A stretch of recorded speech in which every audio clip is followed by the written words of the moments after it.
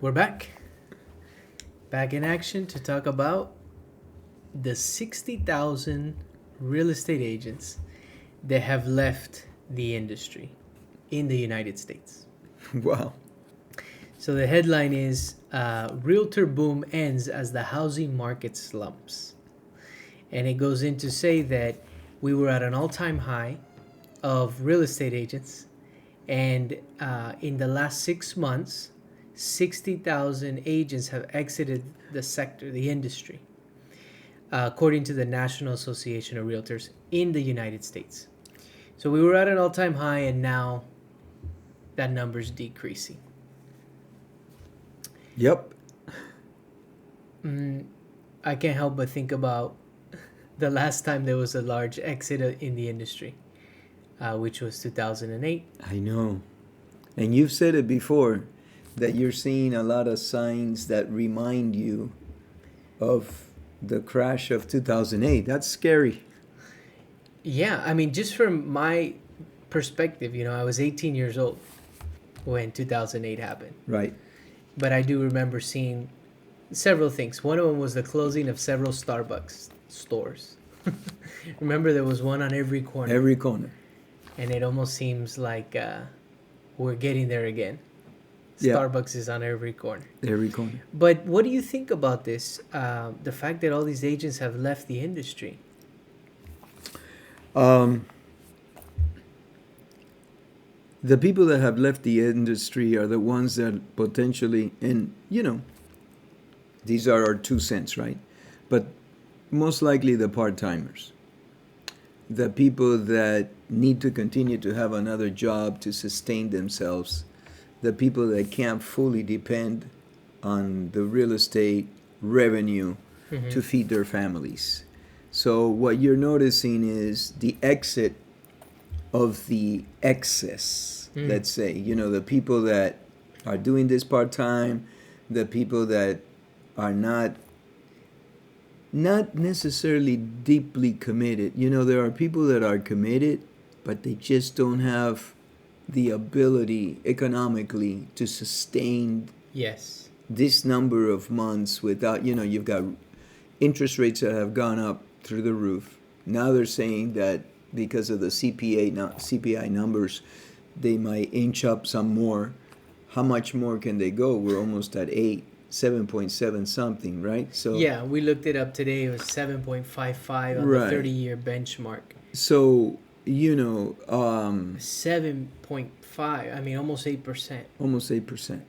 And so the market has slowed down. Yeah. And the people that don't have the economic wherewithal to sustain it, they're gonna exit. Sure, because for those that don't know, most real estate agents is you're living on the commission that you sold, the property that you sold, whether you listed it or representing the buyer.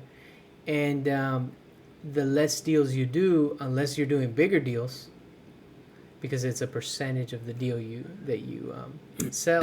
Correct. Unless you're doing bigger deals, the less deals you do, typically the less money you make. Right. Also, in combination with the interest rates that are at almost 8%, there's not a lot of options out there. There's not a lot of supply. Inventory is at an all-time low. So you got a lot of people that are making bids on properties. Now, it's amazing. From our experience, what we're seeing, because we're dealing a lot with Southern California, we're in the real estate space, and we're dealing a lot with investment properties. 2 units, 3 units, 4 units, 5 units, etc. Mostly in that range, under 10. There's a lot of offers that come in, and on these properties that we seem to be interested in for one of our buyers, and then there's a lot of offers, and a lot of them are cash. Yes. So I was telling my buddy the other day, a cash buyer doesn't care about the interest rate to a certain extent, because you're not borrowing money. No, they don't. They don't. I mean, usually your investor, if he's done well, he's going to come in, buy it cash, and then wait for the rates to go down. And then if he needs to refinance that property, he'll refinance that property at the lowest rate possible, right? You pull that money out. That money is not taxable, okay? It's a loan. It's a debt. And so, and so you continue to invest. Now, you have to be able to withhold those cycles, okay? But If you're buying income property, you can, because the revenue will come in from the rents, right? okay? Now, there's still good deals out there, believe it or not. We just pulled a miracle, I think, on one particular one where, and it's all about talking to people. I want to say so many things that, all these thoughts come to mind, but, if you treat people with respect, if you talk to people in a courteous manner, okay, you're going to get a lot further than most people out there that are rushing, don't give you the time of day. Like I called on a guy that had a property listing here, and the way this gentleman answered the phone was, "This is so-and-so, how may I help you?" And I said, "Oh, hi, my name is so-and-so, this and that." And he says, "Yes, okay, how can I help you?" Straight to the point. There's no personal touch. That's the way this gentleman runs business, and I think he's successful, and so God bless him for it. I'm not like that. He turned me off completely. Now you have to go beyond that and look at what the property is and if it's a good thing for your clients, blah, blah, blah, and if you can go forward. But I tell you, this deal we just put together, potentially, we have just opened escrow today, right? Yeah, there's deals out there. And the way you have to be looking for them, you have to be ready to pull the trigger, and you have to, negotiate potentially, right? But the 60,000 agents that have left the industry, I think about, we say it all the time, like everybody and their mother is a realtor. Oh, yeah, everybody's got a realtor in their family. Yeah. A cousin, an uncle, whatever, everybody. Everybody. And barrier of entry is pretty small. Yeah. Yeah. And so I think there's less competition for those who stay. Yeah, but we're still at an all-time high. I think that I read in the article that I forget how many, 1.6 million across the nation. We're down to 1.5 or something like that. Yeah. But we're still, on the average, we're still a little higher than other years.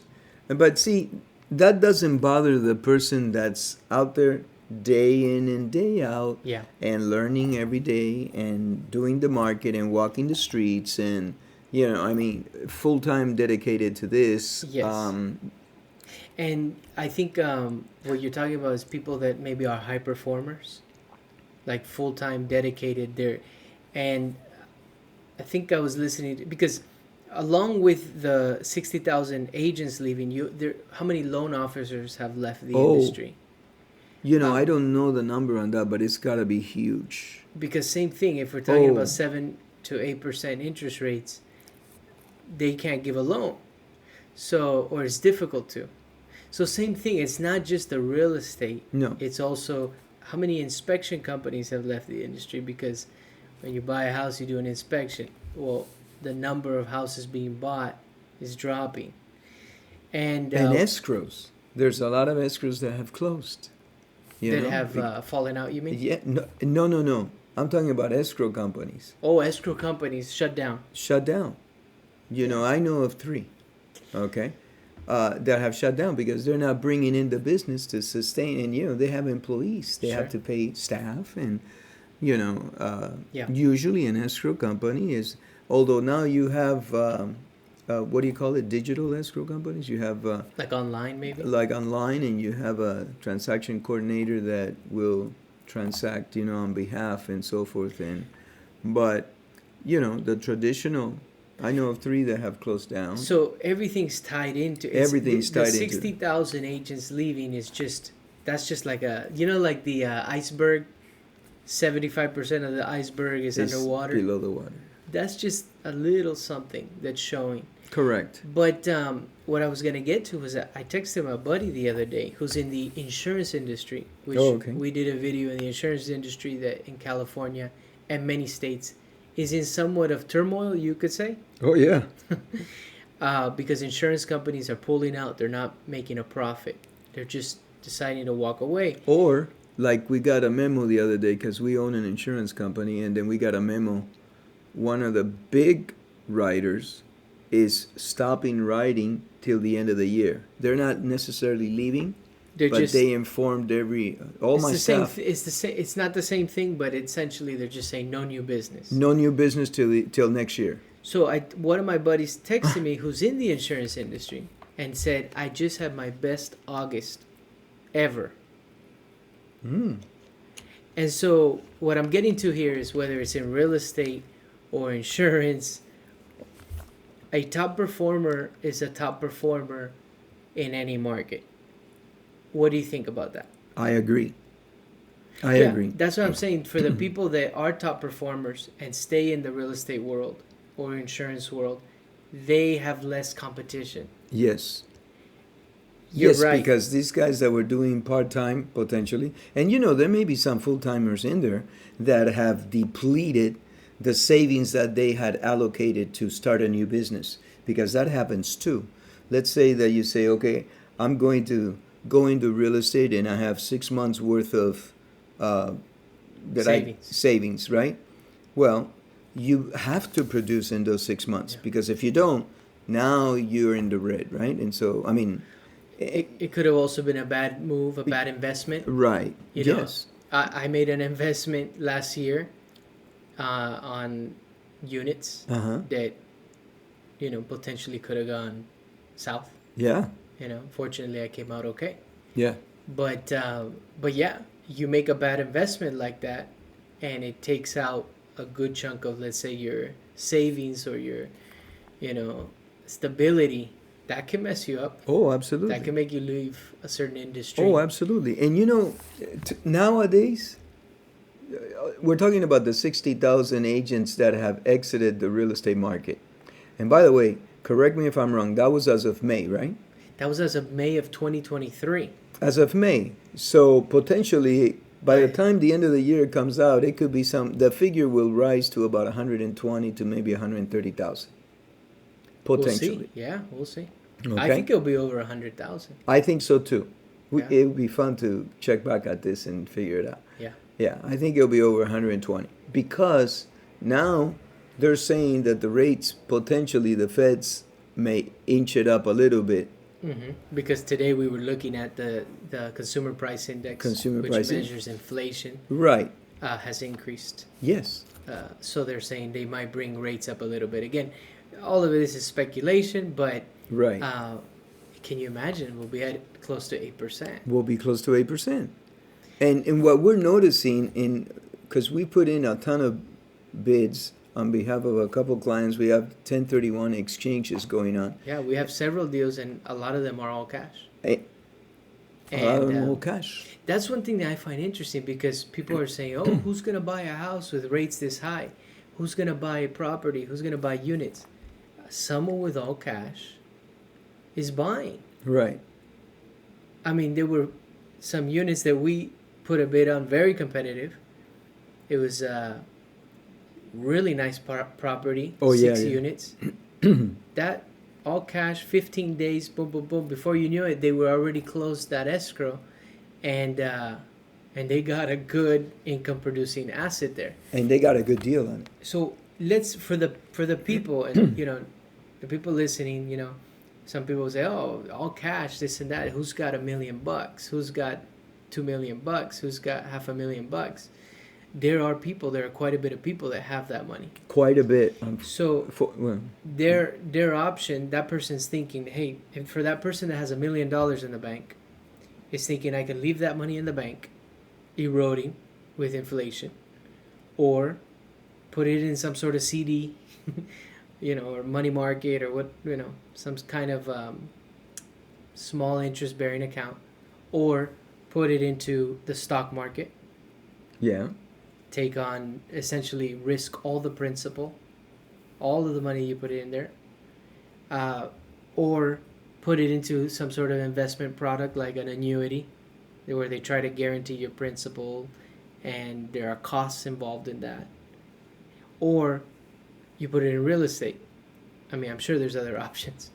You put it in real estate, which is a income producing investment. And it offers other incentives, like, for example, tax write-ups and things of that nature. And it's easy to understand. It's tangible. It's like, Yeah, you what are can the touch it. there's 10 units. What are the units renting at? Right. Each one's renting at 1,000. Okay, so it brings in 10,000 a month, 120,000 a year. What are my expenses? You can formulate that. It's kind of easy to understand. Some of Right. these investment products are kind of complicated. Right. And everybody's talking because it's all over the social media. Everybody's talking about the 60,000 real estate agents that have left the career. The industry. The industry. And I get it. It's hot off the press, but I don't think it's going to make, I really don't think that's going to make a dent in the industry as it is as a whole right now. What's making a dent is the interest rates being so high. Right. Because what essentially it has done, This is a byproduct of the interest rates being so high. It's a side effect. it's a side effect. But that's correct. Yeah. Yeah. So the interest rates being so high, in my view, is keeping out the first-time buyers because they're struggling to save, to put up a little money to buy their first home, let's say. Yeah. But how do you compete with somebody that comes in all cash? Actually, we lost a deal like that, remember, where it were these units, okay, and we came in on behalf of our investor, all cash, but there were two offers that were much higher than us, and they went with them. Right. They They're all cash, though. all cash. So they opened escrow, and something happened. Mm-hmm. Okay, one of the family members pulled out and took with him close to $600,000. Therefore, No deal. no deal. And then they came back to us, Right. which we are lower price than two additional offers Right. that they currently have. But they came to us, and we just opened escrow. Yeah. Yeah. So don't lose faith, because although everybody's looking for the highest price, okay, Mm-hmm. and yeah, if it's something like 100,000, 200,000 over, yeah, that's rough. But apparently this was higher than us, but not all that much, and they came with us because Yes. of the rapport that we built with That's the a big agent. thing too. That's a big thing. Right. You connected with that person. Now, We connected with that. yeah. Now, not all deals are going all cash. Recently, we came across a deal that we were involved with, condominium, and it didn't go all cash. Correct. It went to actually FHA, FHA. first time home buyer program. Yeah. So I was listening to a talk the other day because it came across on my algorithm. And this gentleman was saying that the majority of these homes are being bought by these investment companies, these large investment funds that are just buying these properties cash. Uh-huh. I'm sure that is happening in certain areas. Personally, I haven't seen that. So I don't know what area specifically that's happening in, Mhm. where these investment companies are buying in all cash. Because, like, even the commercial deals that we've been involved with, they're going to business owners, right? Yes. It's not necessarily an investment fund. That's what you and I are That's seeing. what we've experienced. Right. So I'm We're curious. not in the area of Beverly Hills, and we're more in the San Gabriel Valley kind of area. So, But I also- but I haven't seen it. I haven't seen it. I remember reading an article that a whole neighborhood had been bought by an investment fund. Do you remember that? Yes, in I do. Texas, I think. Yeah. So it's happening. And certain things are happening in certain places. For example, I read an article that in Illinois, there are cities, actually beautiful homes that are abandoned, Wow. completely beautiful homes that are abandoned.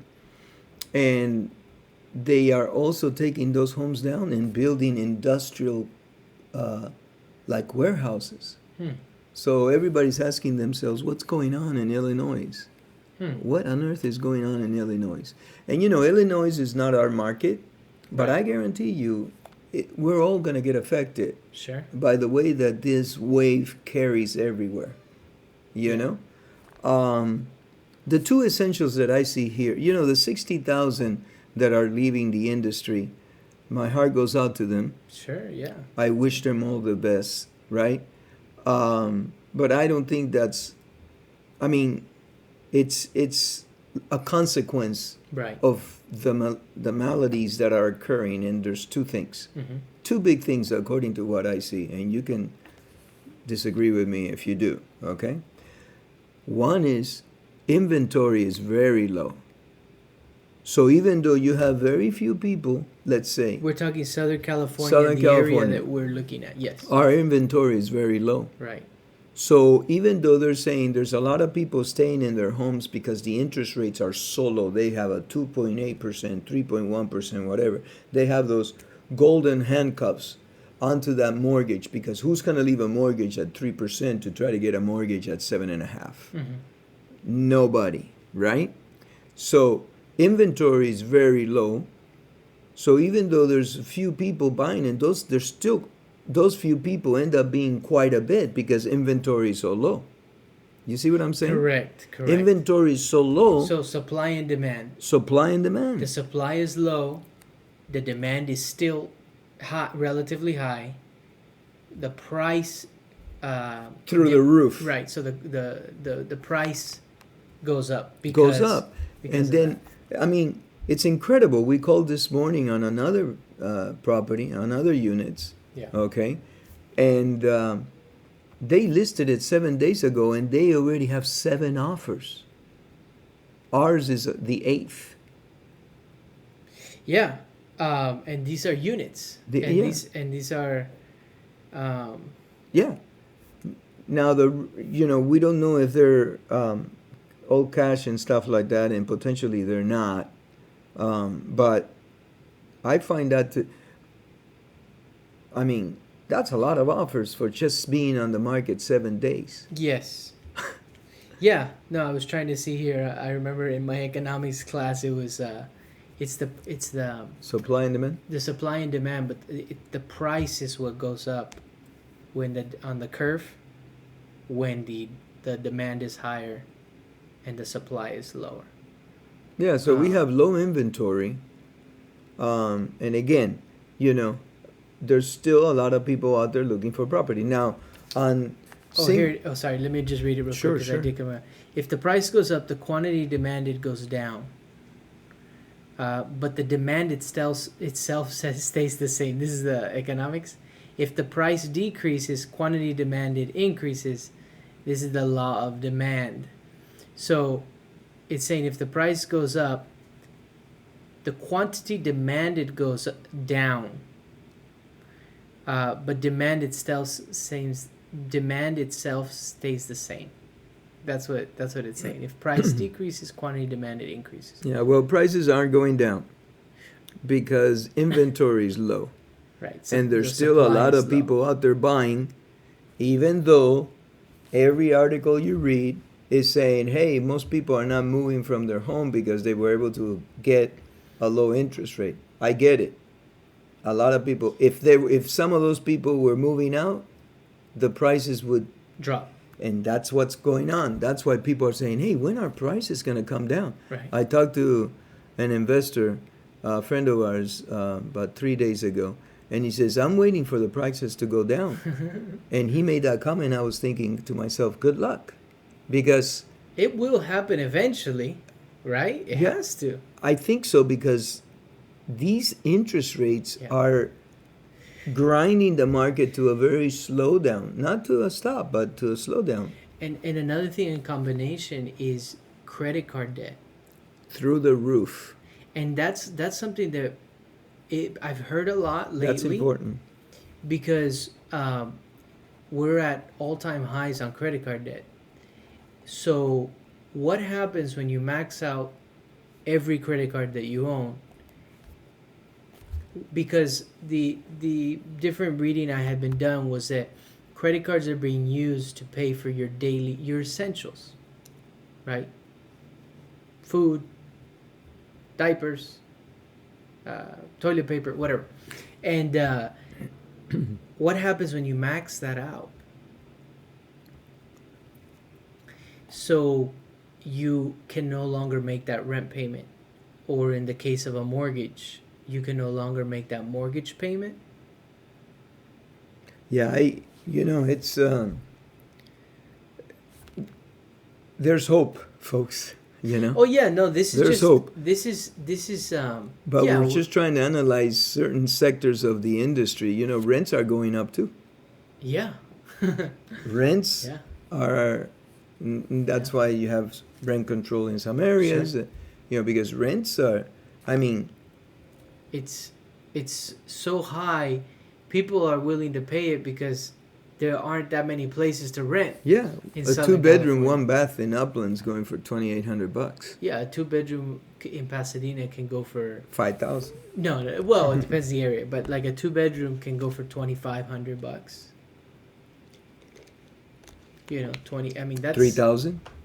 Yeah. And it depends if it's an apartment or a single little house. If And you it have de- a single little house and you have a 2-bedroom, 1-bath, that single little house could potentially rent for $3,500 Sure.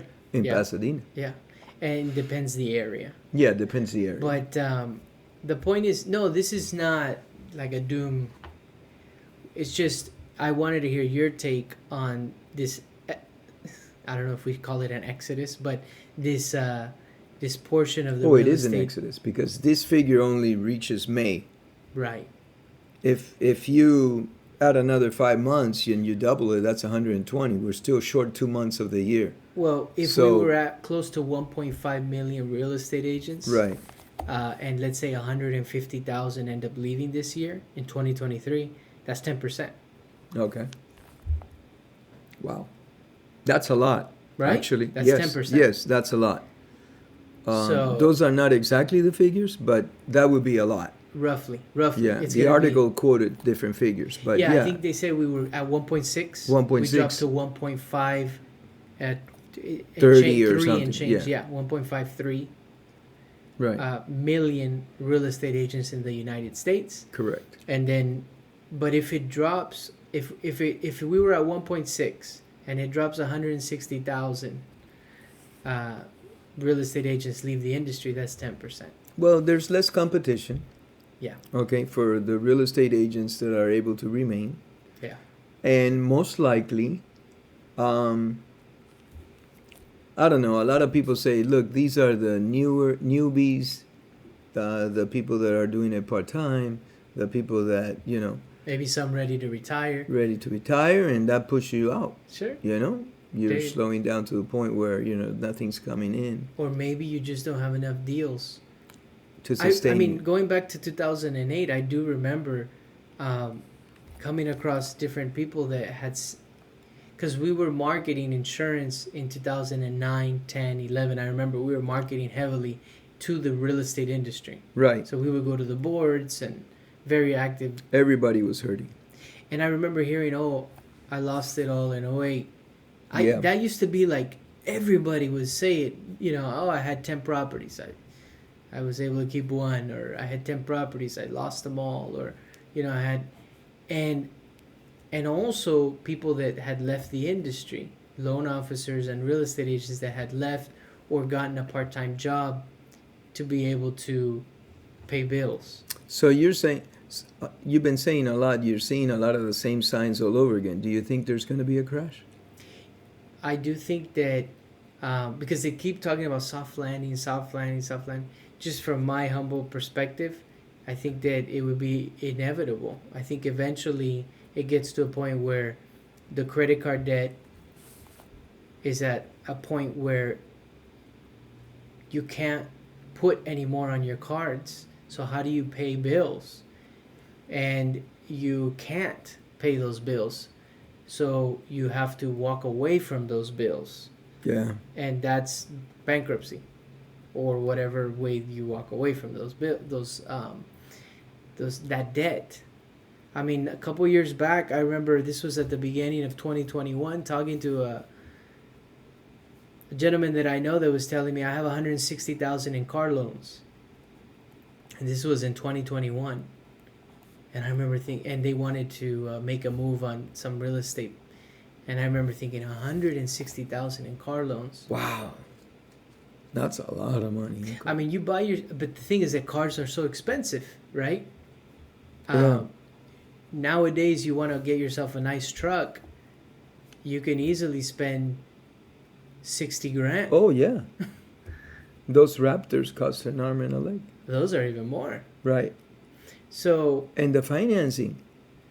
you're paying I heard the other day that high interest. you're paying high interest on Now, the the other day I was at the bank and I overheard somebody say Toyota does 0% interest for a certain amount of time, and I was saying, oh, that sounds kind of nice. You know? Wow. Yeah, 0% now would be.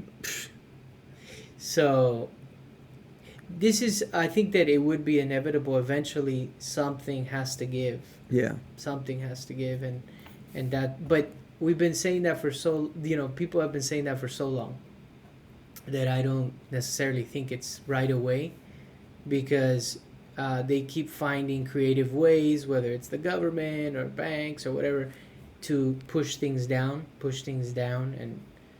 and just extend things, preventing a crash. But I don't know about this whole soft landing thing personally. I look at the real estate market every day, just briefly glance at it, the Dow Jones, the S&P 500, the Nasdaq, still at 30, the Dow Jones at 34,000. All-time high I think was at 36 or so, 37. So it's not that it hasn't dropped. Not that drastic, yeah. No. The drop is minimal compared to. But Michael Burry is betting against it. Michael Burry is betting against $1.6 billion that the market's going to crash in the next 6 months. Specifically the S&P 500, which is supposed to be one of the safest indexes, because it's the top 501 companies, I believe, in the United States. The Googles, Microsofts, Apples, all the largest companies in the United States. So, let's see what happens. I think that at the end of the day, we can control what we can control, the actions that we can take to put ourselves in a better position, and whatever happens with the market and rates and all that is out of our control. The other thing is that you have companies that they have those revolving door loans, kind of, the short-term loans. They're coming due. Oh, the ARMs? They're coming due. That for companies that are, they borrow to grow, to expand, and either hire more staff or more engineering or more manufacturing. Yeah. A lot of the manufacturing has left, but you've got those companies that have these loans that are coming due. Yeah. They're short-term loans of 2 and 3 years. And 2 and 3 years is a very short lifespan. And they're coming due. Their rates are going to be more than double. You also have lines of credits and home equity lines of credits, right. HELOCs. Right. And rates have gone up for those because they're variable. Yeah. And when you're dealing with a variable rate, you're not on something fixed, like homes. Purchasing a home, typically you buy a fixed rate, right? Right. So you need to... You got to be careful with those. Everybody needs to tighten their belts a little bit, because we're going through rough times. And what do they say? If you're going through a rough time, keep walking. If you're going through... the expression is, if you're going through hell, keep going. Keep walking, because eventually you'll walk out of the storm, right? So we got to keep chugging along, all of us. I think that's great advice, from your 2 cents. You've seen different markets. You've been around in the industry and business a long time, and you're saying tighten your belts. Tighten your belt. Well, in 2008, I remember, you know, it was rough. It was rough. I was very fortunate. You know, I didn't lose properties, but your down payment, your hard-earned down payment, you could see it dwindling down to nothing. Because if you bought a commercial property back then, you know, you would probably give like 30 to 40% down. Okay, that was the nature of the beast, and so you would see the property values were going down. Okay, so you weren't underwater because you have put so much down payment, but you got real close to being underwater. I can't imagine that feeling. Well, what it does is it can put you in the hospital. Yeah, You know? stress you out. You stress you out. Your blood pressure goes through the roof. You see your hard-earned money that you've saved 10 years to buy one particular property, and then you see that down payment that you gave dwindle down to nothing. So nothing is more important than your health. Yeah. Make sure you eat well, you exercise, you Find a way to manage go that to the stress. park, see some greenery, run with your dog. Yeah. Get out, lower the windows in your car, let that fresh air hit you. If you have a motorcycle, get on your motorcycle, you know, go to the beach. I mean, Spend time with family. Yeah, like hang the out. kids, every time, you know, I see nephews, nieces, Yes. kids, they bring a smile out of you. It's therapeutic. Yeah, you know, do no matter what's something going so on. that you don't blow a fuse. If you're in a situation where, you know, you've gotten yourself unbeknownst to you, Yeah. because some people, you know, many people don't see it coming, Right. and it's just upon us. And it doesn't mean that you were not sharp about your investments. We are currently living in the interest rates have gone up the fastest in history. There's a few articles out there, you guys can read it. Our current interest rates have gone It's up the fastest increase in the history. fastest increases in interest rate in the history of From- our country. From the 3% to 7 Just happened overnight. overnight. It felt like. Well, it is Literally. And so you have people that were banking on being at 3% with a variable because you're moving this here and moving that there, and then all of a sudden, Boom. boom, you're staring at 7%, 8%. 8%. I- So I think that's a great point. Find a way to deal with that stress.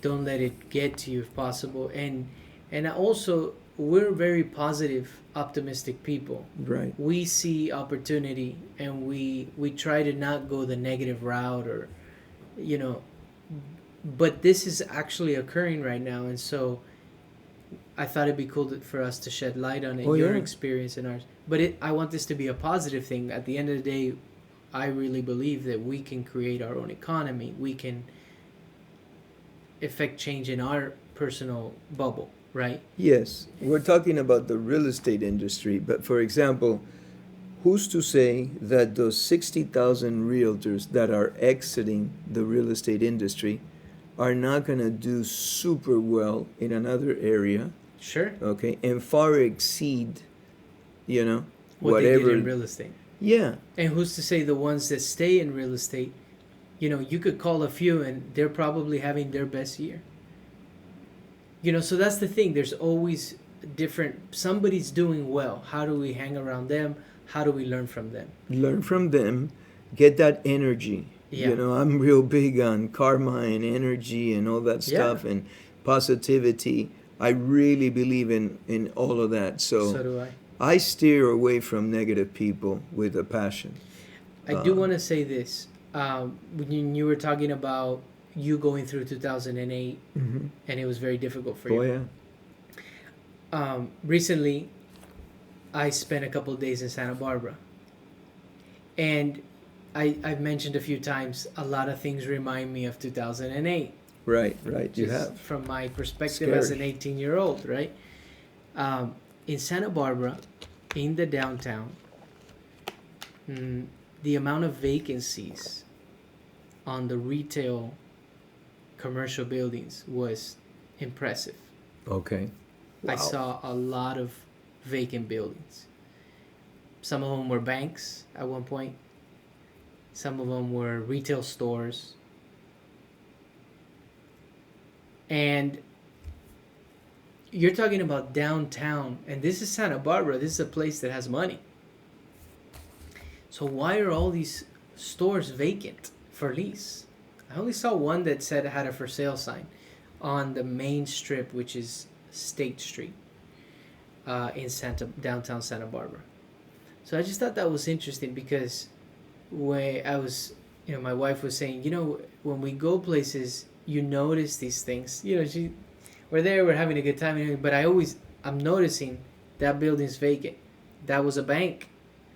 That is a beautiful, like you could tell they remodeled it, and it's in the middle of downtown. Why is it Santa Vacant. Barbara? Why is it vacant? It's a huge building. It's a huge vacancy. Somebody owns that building. Oh, Somebody's struggling to pay the mortgage on that building. property taxes, or what, insurance, whatever they You have. got that right. How long can they hold before they have to put it on the market? That's And sell it for pennies on the dollar. because you got a bunch of properties on the market, A bunch potentially. But yeah. So I just thought it was interesting. Why are these for lease? These retail. Well, you got to remember, we just went through a pandemic, and that pandemic, they closed us down, and Yeah. A lot of restaurants went under. yeah. Yeah, I mean, you're right.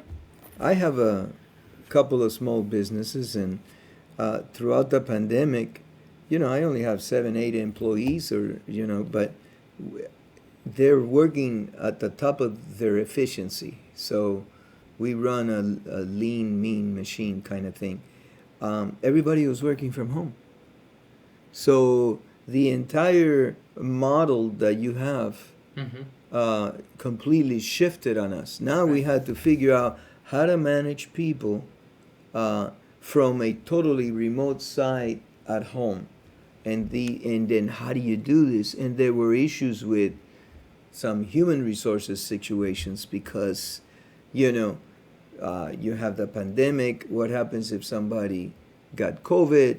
And then on and on and on. They were just new and sometimes seemed unsurmountable challenges being And some thrown. businesses weren't able to weather Some it, businesses were not able to weather this, unfortunately. Yeah.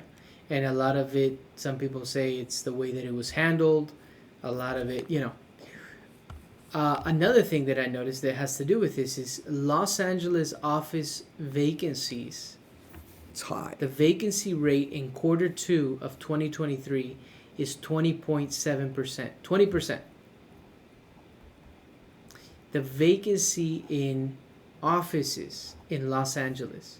So we're talking commercial buildings, right? That's commercial real estate. Yes. It's different than residential, but I just thought I would bring it up because downtown Santa Barbara was one example, but downtown Los Angeles, downtown San Francisco, downtown San Diego, how are those cities? There's a guy that got thrown into my algorithm on YouTube that he goes to these specific areas and he says he videos like walking on the streets, and he's like, every store is closed on this street. How sad is that? It's super sad. Yeah. And he's documenting it, and it's very sad. So anyways, we can prepare ourselves, like you said, tighten the belt, and try to go out there and affect change in your bubble. Mm-hmm. Right? Yeah, make the best of it somehow, and keep walking.